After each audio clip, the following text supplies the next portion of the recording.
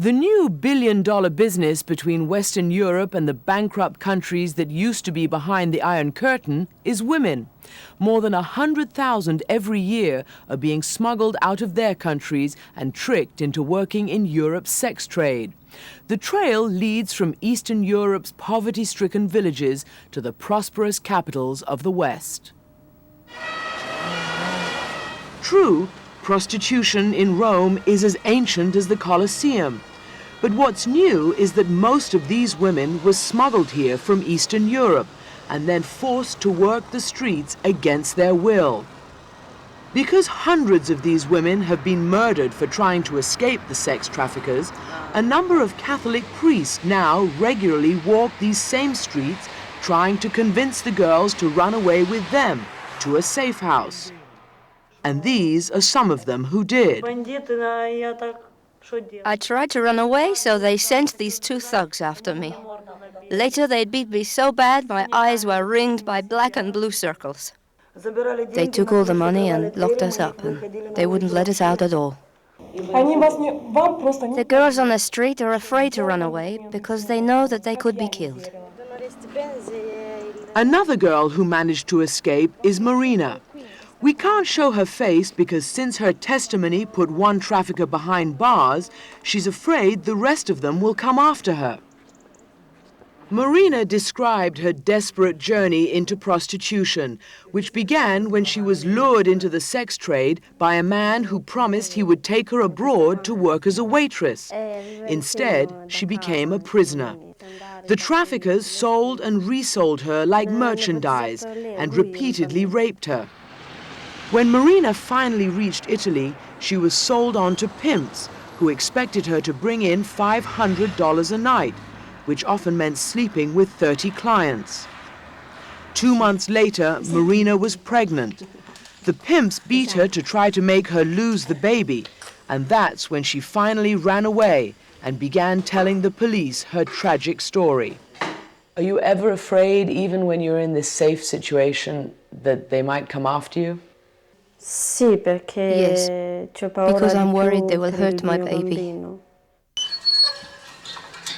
Her story starts here in what was once part of the Soviet Union and is now Europe's poorest country, where half the population only earns about $200 a year. This is Marina's village in Moldova, and sadly, what happened to her is not that unusual. Indeed, local activists tell us that 10,000 young girls are recruited by traffickers every year from villages just like this one. And when you see the poverty here, it's not so hard to understand why. Victor and Artina are Marina's parents. They're so poor they subsist on cornmeal, no meat or fresh vegetables. This is the life Marina fled when she was 17. The only clue she left was a note scribbled on the back of an old photo. What did you do, Artina, when you found that note that Marina had gone? I started to cry. I had nowhere to go to complain. Marina's note said, "Mama, I have gone. Don't look for me." How could a 17-year-old girl just get in a car without a passport and leave the country? We found out later that the traffickers got fake documents for her from the local passport office. 6 months after she disappeared, Marina called from a mobile phone somewhere on Italy's streets. When she finally called you, what did she say? What did she say had happened to her? She said, "Please forgive me. I didn't know where I was going. I want to come home to eat cornmeal." I asked her how she was doing, and she said, "Mama, I am all black and blue because they beat me." How could she survive sleeping every night with so many men? Do you forgive your daughter? Would you accept her back here? Yes, we just want to see her one more time. Ala Mindicanu is a former member of Moldova's parliament, and she's made it her business to expose the sex traffickers. She showed us how the girls are recruited by ads in local newspapers that promise jobs or marriages in foreign countries. The recruiters then entice the girls to journey abroad with them. Once they step into their cars, they disappear into the sex trafficking network, and they're taken to what is, in effect, a slave auction in Romania. They collect the girls from a different part of Romania, Moldova, Ukraine, and this is like a small market. And the traffickers come here, and they make their choice. I like this girl, what is the price? Like a cattle market? Yeah, like a cattle market, yeah. Yeah, this is the price for a virgin, young, and pretty girl. It's $5,000, for example. After that, they are transported abroad illegally, and they lose their identity. They are slaves. Yeah, it's very few of them can come back, and they are lucky. Victoria is one of the few young women who came back. After a fight with her parents, Victoria had run away to stay with a friend. But she didn't know that this so-called friend was actually fronting a sex trafficking network. Almost immediately, she was pushed into a car and kidnapped abroad. Did they tell you you were going to be a prostitute? They told me, because the woman said to me she will sell me to Turkey. Sell you on to somebody in Turkey? Yes, for $3,000, yes. How did you manage to escape? I phoned my parents and I gave them the telephone number of apartment where we stayed. When the traffickers found out Victoria had called her parents, she said they beat her unconscious. The police managed to trace her call and they rescued her, but no one has arrested the friend who betrayed her to the traffickers. And did you tell the police about this friend? Yes, and nowadays I look through the newspaper and I saw her telephone number. And she's still working? She's still working. She's putting advertisements for other girls? Yes. Why don't the police in this country, who clearly know that this is happening, why don't they stop it? Why don't they crack down? They receive the money for this. So they get bribed? Yeah, they get bribes. So the police are basically working with the traffickers? Yeah. Is it just the police or is it other officials who are collaborating as well? Customs and police at the border. Border police and border customs. Police, yeah. Passport officials? Of course. And this is the police, Moldovan, Romanian, Yugoslavian, and that and that. And on to Italy? Yeah. This is the system. The trafficking network that began in Moldova passes through Romania, then Yugoslavia, and finally ends up in Albania, the hub of Europe's new slave trade. This is the port city of Vlore in Albania, which has become known as the trafficking capital of Europe.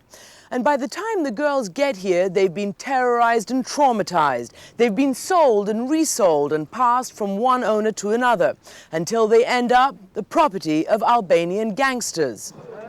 The handful of criminals who are caught trafficking women in Albania are now here in Lushna prison. One inmate was willing to tell us how the business works. So, how much would you buy a girl for? And then how much would you sell her on for? The price depends on their age and how good looking they are. Obviously, we wanted to buy low and sell high. How much would a beautiful young girl cost? We bought the pretty girls for about $1,000, and we sold them for about $2,000. Are you married? Yes. You have a daughter? Yes. You have a sister? Yes. Would you have allowed any of these women to become prostitutes? I would rather be killed. If you hadn't been caught, would you still be doing this job? Probably. It's nice to have money. These girls managed to escape the Albanian sex traffickers. They're in a shelter funded by the US and Swedish governments that provides them documents and plane tickets home. The director of this program is Ken Patterson, an American from a small town in Missouri. Because the girls are worth so much money, the sex traffickers have threatened Patterson and his staff, even shooting at his shelter and demanding the girls or their money back. So the traffickers showed up with what? They were coming back and basically just asking for their property back. Their property? Yeah, this is the argument they made straight face to us. They made an investment, we had their property, it was rightfully theirs. And they're talking about human beings? Absolutely, girls. Yeah, just like a car, like a new car. The shine, the coat, the model. I'm afraid they treat the cars with much more respect, truthfully, than they do the women. So far, Ken Patterson has managed to rescue 165 girls, but that's just a drop in the ocean. Every night, boatloads of them are shipped off for the 46-mile trip across the Adriatic Sea to Italy. The Italian border police try to stop this illegal trade, but it's not easy, as we saw when we joined this patrol. In the dead of night, on the high seas, they chase after a suspect boat full of girls and other illegal immigrants. But the smugglers know how to stay one step ahead. They just dump their human cargo overboard, forcing the police to save the people from drowning while they make their getaway. The girls who have been rescued from prostitution are now offered their first ray of hope.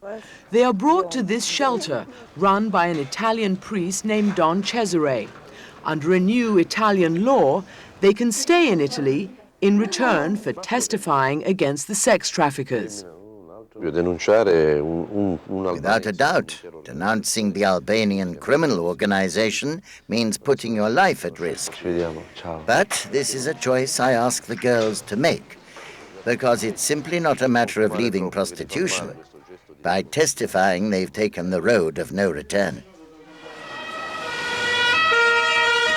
Because of their testimony, the Italian police have been able to mount their biggest operation ever against this slave trade.